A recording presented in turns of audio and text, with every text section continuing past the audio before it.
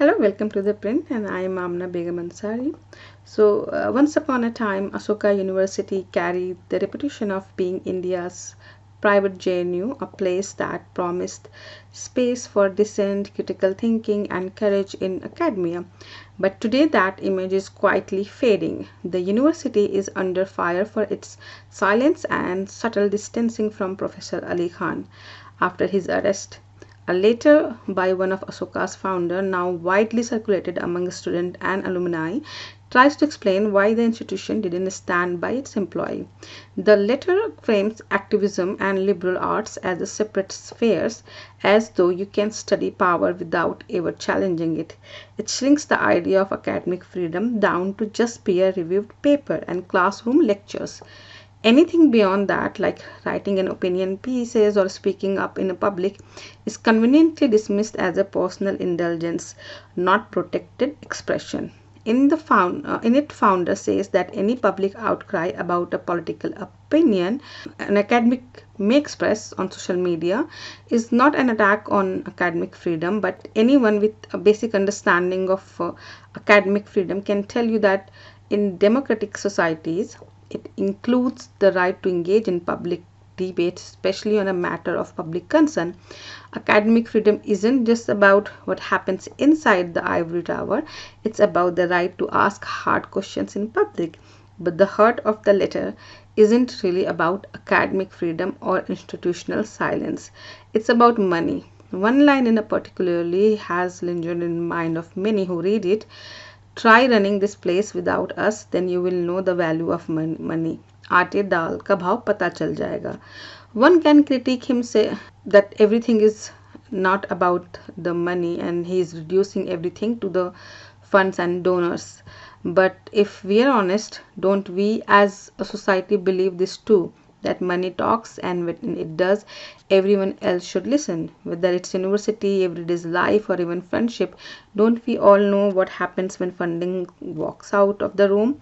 Maybe what the letter says out loud, what many of us quietly accept already. I have lost count of how many times I have heard people say that in the end it's benefit and money that matter. We love to celebrate moral courage until there's a real cost attached. Social morality, ethics, standing up for what's right are held up as a values, but only when they don't come up with a price tag. And when someone actually dares to pay that price, what do we say? That they are naive, idealistic, even foolish.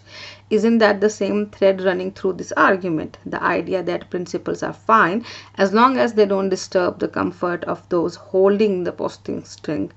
This isn't just the founder's mindset, it's a mirror of our society. Building on that same logic, the letters lean heavily on idea of institutional neutrality, that Ashoka as university governed by law must stay above the noise, must be neutral. But here's the thing, silence is never truly neutral, especially in moment when speech comes with a cost. Choosing not to speak is also a choice, it's a political act in itself. The entire letter is rooted in a simple idea that institution must choose neutrality because taking a stand might affect business. That when it comes down to the ideal versus investment, it's the investment that must win. But imagine a world entirely on that logic, a world where fundraising is the only compass, where power is the only language. It's the kind of world where climate warnings are ignored because oil stocks are booming, where media bends the truth because advertisers demand it, where rights are negotiable but returns are not. And when such an idea fails, and it often does, it's not politician or corporation who step in to fix it. We turn to our thinkers, our writers, our teachers, we turn to universities, because if places dedicated to knowledge and critical thinking can't be the first to push back, who will?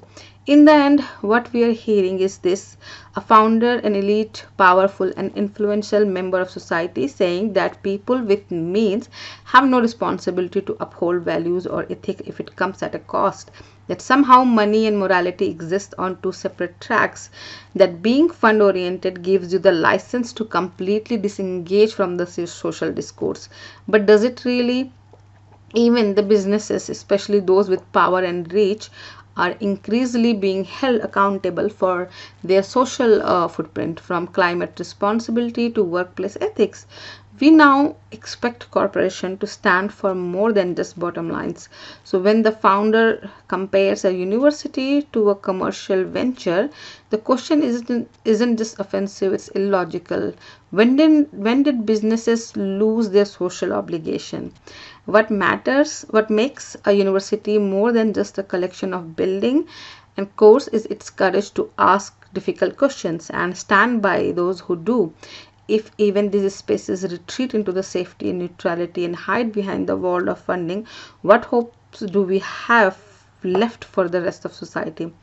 Ashoka was imagine a space to challenge, question, and think freely.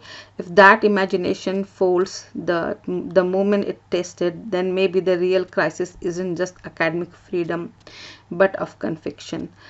For more such a video, keep watching The Print. Thank you.